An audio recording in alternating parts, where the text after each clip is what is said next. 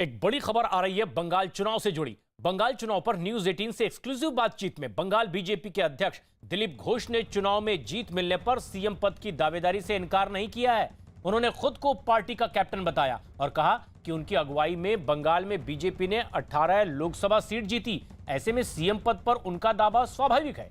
दिलीप घोष के साथ पूरी बातचीत देखिए रात 8:57 पर।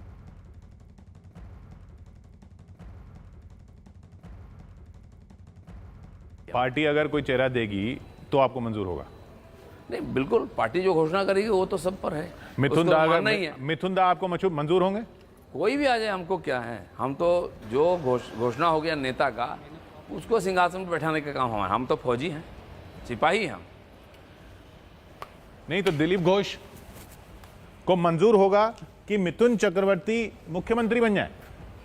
मुख्यमंत्री बने, प्रधानमंत्री बने, हमको क्या लेना है। आखिर में पार्टी में आए, इलेक्शन से पहले पार्टी में आए, पार्टी जीत जाए और वो मुख्यमंत्री बन जाए। मुझे पार्टी मेरे साथ कोई एग्रीमेंट नहीं कि मुझे सीएम बनाना, मुझे डीएम बनाना, क्या बनाना है, एमपी बनाना। मुझे पार्टी जितना आदेश किया है मैं उसको अनुपालना करने का प्रयास किया है। हमारे कार्यकर्ता साथ में हैं, उनका हौसला बना के आगे बढ़ने का जिम्मेदारी। मैं कैप्टन था पार्टी का, कैप्टन हूँ, तो मुझे सामने से लीड करना ये मेरा जिम्मेदारी होता है। मैं प्रयास किया, हमारे कार्यकर्ता हमको एक्सेप्ट किया और उसका नतीजा है कि 18 सीट यहाँ से जीत कर हम पार्लियामेंट में गए। यानी दावा तो आपका भी है? हाँ, यानी दावा तो आपका भी है? दावा हम किसने किए हैं? कैप्टन है ना आप? हम स्लोगन देते हैं। हाँ, कैप्टन तो मुझे बनाया गया पार्टी का। हम एक्सेप्ट नहीं करेंगे तो समाज हमको क्यों एक्सेप्ट करेगा? नहीं, पर उसी कैप्टन ने लोकसभा में सीटें दिलाई तो उस कैप्टन का दावा बनता है। वो तो स्वाभाविक है। आप ही इसलिए मेरे इंटरव्यू लेने आए हैं, नहीं थोड़ी ना लेते। और खुद दिलीप घोष ने कह दिया कि वो कैप्टन है प्रदेश में, तो दावा तो उनका भी बनता है। दिल्ली से अमित पांडे हमारे सहयोगी हमसे सीधे जुड़ रहे हैं, कोलकाता में मौजूद है अमित सिंह। लेकिन अमित पांडे, अगर बीजेपी ये कह रही है कि अभी मुख्यमंत्री पद का दावेदार घोषित नहीं किया गया है, दिलीप घोष तो इस बात को मान रहे हैं कि वो कैप्टन है प्रदेश में, तो दावा उनका तो बन रहा है। क्या बीजेपी की ओर से कहा जा रहा है इस बयान के बाद?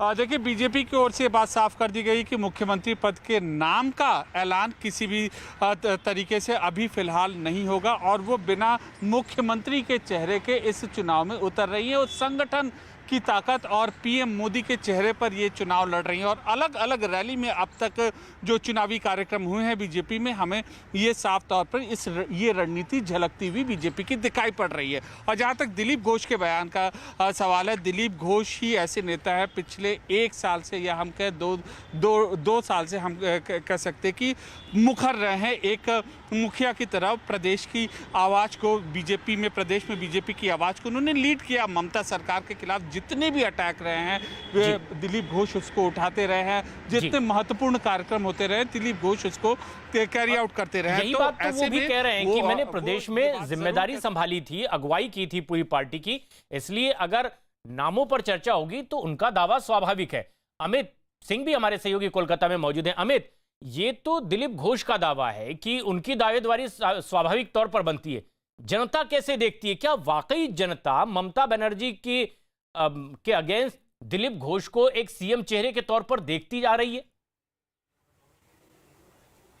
देखिए, इसी वजह से जो है लगातार ये कहा जा रहा था कि अगर ममता बनर्जी 2 जगह से लड़ेंगी, तो एक तरफ बाबुल सुप्रियो कह रहे थे कि भवानीपुर से वो ममता बनर्जी के खिलाफ लड़ेंगे, तो दूसरी तरफ शुभेंदु अधिकारी ने बहुत पहले ही कह दिया था कि वो वहां से चुनाव लड़ेंगे। यानी बीजेपी में ही ये मशक्कत हो रही थी कि जो सीएम के खिलाफ लड़ेगा, जो ममता बनर्जी के खिलाफ लड़ेगा, वो एक बड़ा चेहरा होगा, सीएम पद का दावेदार होगा। एक तरफ जहां दिलीप घोष अपने आप को सीएम पद के लिए वो अभी दावेदारी पेश करे, तो फिलहाल अभी कोई कुछ नहीं कर रहा है। लेकिन बहुत ऐसे नाम है जो करता लेते हैं लगातार और कहते हैं कि ये हमारे सीएम हो सकते हैं। लेकिन आखिरी जो फैसला होता है वो बीजेपी पार्लियामेंट्री बोर्ड की बैठक में ये फैसला लिया जाता है। एमएलए तय करते हैं कि जो जीते हुए एमएलए की कौन किसका, ये एक प्रक्रिया है अमित। लेकिन बीजेपी आधिकारिक तौर पर अब तक यही मान रही है कि चुनाव के बाद विधायक तय करेंगे कि कौन उनका मुख्यमंत्री होगा, लेकिन होगा तो पश्चिम बंगाल का ही। लेकिन तैयारी बीजेपी की भी, और 7 मार्च को कोलकाता में होने वाली प्रधानमंत्री नरेंद्र मोदी की रैली से पहले ही बीजेपी के खेमे से एक बड़ी खबर आ रही है। न्यूज 18 की कमालिका सेन गुप्ता की खबर है कि मिथुन चक्रवर्ती कोलकाता में होने वाली रैली में मंच पर मौजूद रहेंगे और प्रधानमंत्री का वो स्वागत करेंगे। बीजेपी सूत्रों के मुताबिक मिथुन के लिए पार्टी ने बड़ा प्लान तैयार किया है। कुछ दिन पहले ही आरएसएस प्रमुख मोहन भागवत ने भी मिथुन चक्रवर्ती से मुलाकात की थी और इसके बाद उनके बीजेपी में शामिल होने की अटकलें लगने लगी थी। बीजेपी नेता अर्जुन सिंह ने भी कहा कि पीएम के मंच पर मिथुन चक्रवर्ती के आने से फायदा होगा। उन्होंने उम्मीद जताई कि अगर मिथुन पार्टी में शामिल होते हैं तो ये एक अच्छा कदम होगा।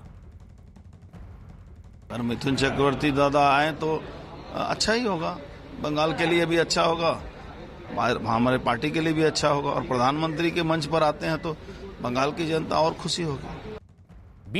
बीजेपी सांसद दावा कर रहे हैं कि मिथुन का पार्टी में आना एक अच्छा कदम होगा, लेकिन दिल्ली में क्या तैयारी चल रही है? अमित पांडे हमारे सहयोगी लगातार हमारे साथ बने। अमित, बीजेपी एक बड़ा प्लान तैयार कर रही है मिथुन चक्रवर्ती के लिए, क्या प्लान है, क्या तैयारी है?